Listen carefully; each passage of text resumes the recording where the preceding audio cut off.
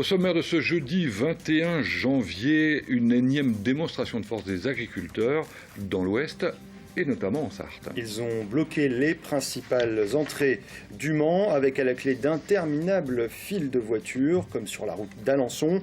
Les agriculteurs réclament des prix équitables pour vivre décemment.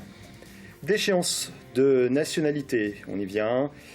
Et état d'urgence, le collectif sartois Réagir pour la démocratie veut créer le débat et ne pas le laisser aux mains des politiques. Qu'en pense la population? Reportage au Sablon. Froufrou et étoffes haut de gamme. Nous terminerons ce journal avec la préparation d'un défilé de robes de mariée. Pas n'importe lesquelles, elles sont dessinées par Hélène Lajoigny, une créatrice de mode sartoise. Mon invité, c'est Loïc Latour. Il est directeur marketing et commercial de la CETRAM qui gère les transports en commun, mais aussi toute une flotte de vélos au Mans. Les projets de développement ne manquent pas, vous le verrez.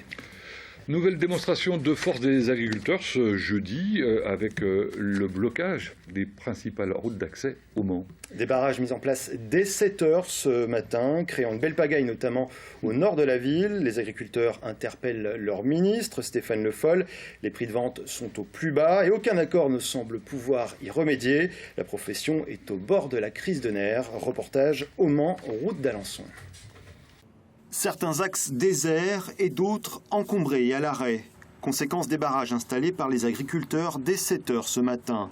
Visées, les principales routes menant au Mans, surtout la rocade nord de la ville. Combien de temps vous attendez là? Un quart d'heure. Un quart d'heure, d'accord. Ouais. Vous comprenez le mouvement de colère des... Oui, un petit peu, mais ils devraient aller plutôt embêter nos politiques. C'est compréhensif, mais là, bloquer les gens qui vont travailler, c'est pas trop agréable, quoi. Solidaire, ouais. Parce que là, il y en a marre, franchement. Hollande, de toute manière, il faut qu'il dégage, lui. C'est lui qui fout la merde, là, en ce moment. Il faut en prendre soin des agriculteurs? Ouais, bah, bien sûr, on en a besoin. Hein. À l'origine de cet énième appel d'urgence, des prix de vente toujours trop bas. Lait, bœuf, porc, aucun secteur n'y échappe. On vend des taurillons à perte, on est en dessous du coût de production. Et il n'y a personne qui joue le jeu, que ce soit les abattoirs ou nos coopératives. Ils ne jouent pas le jeu par rapport aux accords qui ont été signés au mois de juillet. Et nous, ce qu'on veut de tout ça, c'est pas des subventions ou des plans de soutien. Nous, ce qu'on veut, c'est des prix durables et qu'on voie de l'avenir dans nos productions, quoi. La Chambre d'agriculture ferait l'objet d'une centaine de demandes de soutien de la part d'agriculteurs en difficulté, soit 5 fois plus que d'ordinaire. Pour éviter de se retrouver sur la paille, les manifestants en appellent de nouveau à leur ministre. Je reprends les propos de M. Le Foll de cet été, qui soi-disant nous apportait tout son soutien et souhaitait régler un peu cette problématique-là. Il faut qu'on ramène de la sérénité de négociation dans les relations commerciales où on prend en compte les difficultés et les charges que l'on a à subir sur nos exploitations. Après la levée des barrages d'Auvour et du sud du Mans en fin de matinée, les agriculteurs ont débloqué la route d'Alençon vers 15 h. Direction la préfecture pour y rencontrer la préfète, sans grand espoir d'y obtenir des réponses. Voilà, puis les agriculteurs sont sortis il y a environ 1 heure de la préfecture avec le sentiment d'avoir été écoutés, mais ils comptent maintenir la pression et n'excluent pas d'autres actions coup de poing dans les jours qui viennent. À noter qu'une partie du tramway est toujours bloquée à cause d'un tracteur en panne. En bref, justice, le Mans FC débouté par le tribunal administratif de Nantes. Information révélée par nos confrères du Maine Libre, l'affaire remonte à une époque pas si lointaine où le club était encore professionnel. Après sa liquidation judiciaire en 2013, le Mans FC avait intenté une action en justice à l'encontre de la Fédération française de football. La fédération qui avait décidé la rétrogradation du club en division d'honneur. Décision injuste pour le Mans FC qui à ce titre réclamait des dommages et intérêts. 13 millions d'euros, soit presque la totalité de son passif. Le tribunal administratif en a décidé autrement, mais le liquidateur judiciaire du club, maître Franklin Bach, envisage de faire appel. Politique maintenant, Fabienne Labrette-Ménager, secrétaire départementale du parti Les Républicains, répond à ses détracteurs. Dans une lettre ouverte à Nicolas Sarkozy, le président du parti, une dizaine d'élus sartois, dont Dominique Lemener, président du département, et Jean-Carl Grelier, sénateur maire de la Ferté-Bernard, demandent le départ pur et simple de l'actuel secrétaire départemental. Ils déclarent vouloir retirer leur candidature aux élections internes du 30 janvier prochain. Ce qu'ils reprochent à Fabienne Labrette-Ménager, favoritisme, diffusion de fausses informations pour ce scrutin. Les élus dénoncent également son manque de soutien aux candidats, les Républicains notamment, aux dernières élections régionales. De son côté, Fabienne Labrette-Ménager se défend d'avoir voulu nuire au fonctionnement de son parti. Au contraire, elle estime que son travail est, je cite, irréprochable. Elle ne fait qu'appliquer les règles de son parti. On l'écoute au micro de Laure Girard. Comme pour Jean-Carl Grelier, il y avait des parrainages qui n'étaient pas, des gens qui n'étaient pas à jour de leur cotisation, donc je les ai enlevés. Et puis des personnes qui voulaient se présenter, notamment des élus qui voulaient se présenter, qui n'étaient pas à jour de leur cotisation d'élus, eh bien je les ai retirés. Moi, je ne claquerai pas la porte. Si jamais ils souhaitent ma démission, je ne leur donnerai pas. S'ils veulent que le parti me destitue, à ce moment-là, il y a une haute autorité qui décidera si j'ai fait des bêtises. Bien évidemment, vous aurez corrigé de vous-même, il y a une petite confusion sur les rôles des uns et des autres. Jean-Carl Grelier est donc bien maire de La Ferté-Bernard, et il y avait aussi dans les signataires Jean-Pierre Vogel, voilà, qui lui est sénateur-maire de Bonnétable. Déchéance de nationalité et prolongation de l'état d'urgence, deux thèmes qui se sont invités au Mans ce matin sur le marché des sablons. Une initiative du collectif Réagir pour la démocratie qui rassemble des associations et des partis politiques de la gauche et du centre. Ses membres sont allés à la rencontre des habitants. Ils dénoncent des mesures dangereuses pour la démocratie. Bérénice Angot. C'est dans un bain de foule, sur le marché des Sablons, que les membres du collectif Réagir pour la démocratie prennent la température des Sarthois sur la prolongation de l'état d'urgence et la déchéance de nationalité.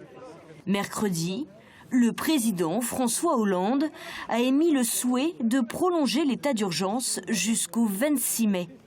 Une mesure que dénonce le collectif. Tout ce qui s'est fait, les perquisitions, les interpellations, 95% de ce qui a été fait jusque-là, c'est fait les 15 premiers jours. Donc il n'était pas nécessaire de prolonger et encore moins le reprolonger une deuxième fois.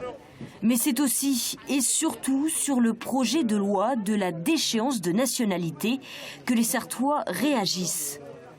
C'est très difficile pour les gens qui veulent avancer, les gens qui aiment la France. J'ai l'impression d'être un Français de second rang.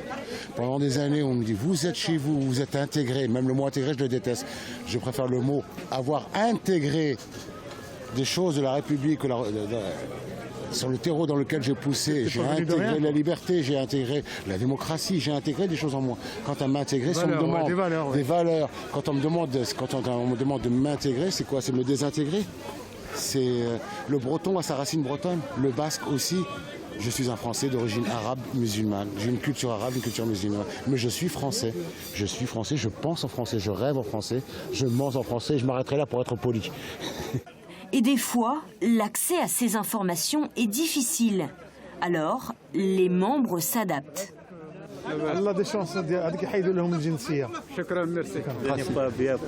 Oui, mais justement, moi je vais vous parler lentement pour que vous puissiez comprendre. Le mois prochain, le gouvernement entamera les discussions. Le collectif a d'ores et déjà fait savoir qu'il continuera le tractage en février sur le marché, cette fois-ci d'Allonne. On parle transport en commun, bus, tempo, vélo, avec notre invité Loïc Latour. Bonsoir Loïc Latour. Bonsoir. Alors, vous êtes directeur marketing et commercial de la CETRAM. Vous transportez 115 000 voyageurs chaque jour. Vous louez également des vélos, 440 au total. D'ailleurs, l'agence de location va quitter la gare avant l'été prochain pour s'installer en face du cinéma Les Cinéastes. Dans quel but ? Principalement pour un manque de place. Aujourd'hui, on a de plus en plus de demandes sur les vélos à assistance électrique. Donc, comme vous l'avez dit, on est à 440 vélos et tous les ans, on rachète à peu près 70 vélos. Donc, on va passer à un peu plus de 500 vélos à peu près à partir du mois de mai. Et on commence à étaler 3 dans notre local à la gare. Donc, on a besoin de place et on a besoin de réaménager un petit peu à la fois l'atelier de réparation des vélos et à la fois aussi l'espace commercial. Voilà, donc donner un petit peu d'espace pour mieux accueillir nos clients. Un petit peu d'air. Exactement. Les 2/3 des vélos roulent à l'électrique, hein, c'est ça, à peu près. Ouais. La demande est forte, 1 an et demi d'attente, c'est ce qu'on nous dit, en tout cas à l'accueil. Est-ce qu'à un moment donné, vous n'avez pas été débordé par cette demande ? Alors, la demande progresse, tout simplement. Effectivement, on voit de plus en plus de vélos CETRAM, donc les gens sont attirés. Et le vélo électrique bénéficie d'une bonne image en ce moment. Donc les gens se disent c'est plutôt pas mal, c'est sympa, et ils ont envie d'essayer. Et voilà, on surfe un petit peu sur la vague, donc Donc ça marche bien. Le but quand même, c'est de promouvoir le vélo électrique, promouvoir la mobilité douce, et puis qu'à terme, les gens achètent aussi leur propre vélo, voilà, parce qu'on a une gamme assez simple en fait de vélos électriques, mais il y a énormément de gammes de vélos électriques disponibles sur le marché. Donc voilà, on fait de la promotion principalement. Ce problème, le prix, est-ce qu'il y aura des bornes libre-service? Alors c'est pas prévu pour le moment. Voilà, aujourd'hui on a une demande qui satisfait assez bien la plupart des manceaux. Effectivement, on a régulièrement la demande sur les bornes en libre-service, qui est assez compliqué à mettre en place. Hein. À la fois, c'est un coût qui est très important, voilà, pour la collectivité. Et puis, il y a besoin de réapprovisionner les stations. Il y a des coûts de maintenance importants, des coûts de dégradation importantes. Donc voilà, on est sur un système qui fonctionne bien aujourd'hui et qu'on pérennise et qui a encore un gros succès. Comme vous l'avez dit, il y a de l'attente, donc voilà, on a de la demande. Allez, on avance, on parle du bus Tempo, justement. Il reliera la gare nord du Mans à Allonnes. L'inauguration est prévue le 20 février. La mise en service La mise en service se fera après les vacances de février. Donc voilà, tout est rodé voilà, pour la mise en service de ce bus. C'est encore les essais en ce moment? On est encore sur les essais et les formations. On a calé l'offre, comme on dit dans notre jargon. On sera sur une fréquence aux 8 minutes à peu près, entre 7h et 19h. La durée de trajet, ce sera... la durée de trajet sera une vingtaine de minutes entre la gare et Allonnes. Voilà. Est-ce que ce bus à haut niveau de service, hein, c'est comme ça qu'on l'appelle dans le jargon, va créer de nouveaux bouchons, accidents? Parce qu'on le voit, boulevard de Morieux, la voie coupe la route, il y a des feux, mais c'est bon. Est-ce que c'est pas un peu dangereux? C'est un peu comme le tram. Voilà. Le bus à haut niveau de service, c'est un tram sur pneus, si on peut simplifier les choses. Donc oui, il coupe des carrefours, oui, ça peut surprendre, mais il y a toute une signalisation routière qui est mise en place avec des feux, et s'ils sont respectés, il n'y aura pas d'accident et pas d'incident comme sur le tramway et comme à n'importe quel carrefour où il y a des voitures. Il faudra faire attention. On sensibilise, en tout cas dans la formation, on sensibilise nos conducteurs aux endroits qui peuvent être un peu dangereux, et en tout cas les feux ont été renforcés aux endroits qui peuvent être aussi dangereux pour les automobilistes. On termine par une touche un peu plus légère. On va tout de suite écouter un Sartois. Prochain arrêt, Saint-Martin. Destination Antares, MMA, Rennes. Voilà, donc c'était il y a quelques mois, c'était les essais de la Songline. Des dizaines de Sartois, comme ce monsieur, ont été enregistrés pour faire annonce des stations. Quand est-ce que ce projet va réellement entrer en service? Alors là, on est sur les finalisations techniques, voilà, parce qu'on a aussi une partie de sonification aux arrêts, où effectivement, comme vous l'avez dit, voilà, on va donner un petit peu de côté humain dans le tram, parce qu'aujourd'hui, c'est une machine qui annonce les arrêts, et là, ça va être des voix de Manceau et de Jean de la Sarthe, voilà, donc ça a un côté un peu plus humain. Et on devrait être autour du mois d'avril de mémoire. Mois d'avril. Voilà, ou sur un lancement officiel. Voilà, j'attends confirmation, mais voilà, tout est bien parti. Voilà, notez que c'est le seul Sartois qui aura ce pur accent-là. Le vrai accent sartois, oui, c'est le seul. Ouais. Voilà, merci Loïc Latour, je rappelle que vous êtes directeur commercial et marketing de la CETRAM. Une note glamour à présent.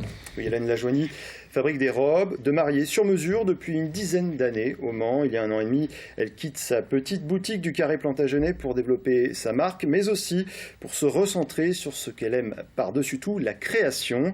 Le 31 janvier prochain, elle propose un défilé de sa nouvelle collection à Guescellard. Rencontre avec une créatrice qui monte dans son atelier. Hélène Lajoigny façonne des robes sur mesure. Dans son petit atelier, elle nous confie parfois oublier le temps, sauf quand il s'agit de rendre les derniers modèles d'une collection. Là, tout s'accélère, comme pour cette robe, l'une des pièces présentées lors de son prochain défilé. Il y a tout travaillé à la main, donc c'est difficile de le quantifier là maintenant. Je sais pas, voilà, une quarantaine d'heures, quoi, une 30-40 d'heures. En 2014, la créatrice veut toucher un plus large public et décide de quitter sa boutique du Vieux-Mans pour travailler dans un espace plus personnel.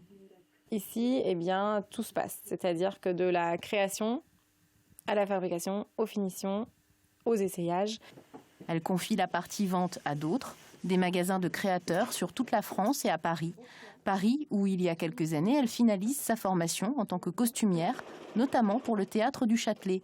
Le goût de la scène, du spectacle et du sur-mesure l'amène naturellement à poursuivre une carrière solo dans les robes de mariée. Le fait que du costume où j'habille On habillait des personnages liés à un scénario, liés à une morphologie. Je trouvais que la mariée, on arrivait au même esprit. C'est-à-dire qu'on était hors mode, en fait. On était moins dans les contraintes de la mode. Il y a aussi vraiment l'idée de base, c'est à savoir habiller un corps et une personnalité. Et la robe de mariée, l'idée, c'est pas d'être costumé le jour de son mariage, c'est vraiment que la robe nous représente tel qu'on est. Avec un style bien à elle, Hélène Lajoigny continue de tisser sa toile entre création et confection dans son atelier sartois. Aujourd'hui, la marque qui porte son nom est reconnue dans le monde du sur-mesure. À prix d'une robe entre 1 500 et 2 000 euros, le prix du sur-mesure en quelque sorte.